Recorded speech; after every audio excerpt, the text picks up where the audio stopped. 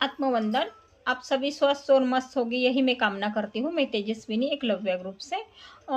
अक्सर एक बात मैं लेडीज़ों के ऊपर देखती हूँ। मेरे पास हज़ारों के इसमें काउंसलिंग के लिए केस स्टडी के लिए आते हैं और उनकी प्रॉब्लम और उनकी दिक्कतें मैं जानती हूँ।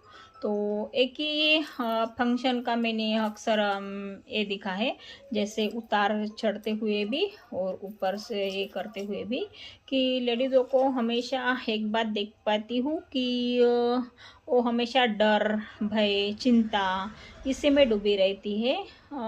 हम कौन है वो भूल जाती है और वही चिंता उनकी एक चिंताग्रस्त का कारण बनती है। तो एग्ज़ाम्पल के थ्रू हम देख पाते हैं कि हाँ, शादी होने तक उनकी ज़िंदगी अच्छी बेहतर थी और फिर शादी होने के बाद वो घर में व्यस्त हो जाती है, सास, ससुर, हस्बैंड।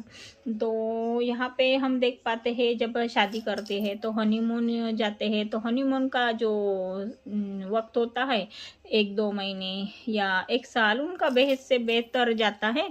लेकिन बाद में हम देख पाते हैं कि वो घर के परेशानी से भई खुद ही परेशान हो जाती है और फिर हस्बैंड या वाइफ बच्चा होने के बाद ज़्यादा एक दूसरे को वक्त ना दे पाते हैं और उसकी वजह से उनको हमेशा लगता है कि हस्बैंड बाहर गया तो दूसरी की तरफ देखता है।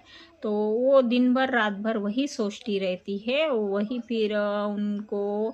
और सीरियल भी खाली रहे तो भाई सीरियल देखो, सीरियल का वही लोचा कि एक का हस्बैंड दूसरे की तरफ, दूसरे का हस्बैंड एक की तरफ, वो बात चली आती है। तो फिर वो दिमाग में कचरा पहले भर देंगे और कचरा ही फिर बाहर निकालेंगे, तो कचरे का कुछ कर नहीं सकते। लेकिन फिर हस्बैंड ही क्या करेगा, हर बार घंटे की तरह बजेगा तो नहीं कि हाँ भाई मैंने यहाँ गया वहाँ गया।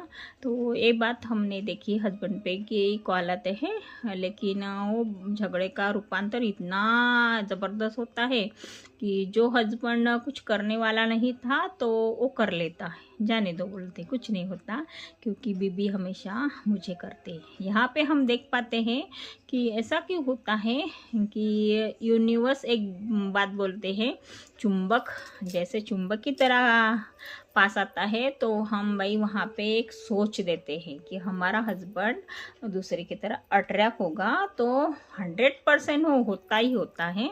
तो यहाँ पे हज़ारों की तरह ये रीज़न हमने देखे हैं और उनको वो सोच से हम अभी वंचित कर रहे हैं कि भाई ये सोच से आप वंचित हो जाओ। ऐसा नहीं है, आप जैसा सोचोगे वैसा ही पाओगे।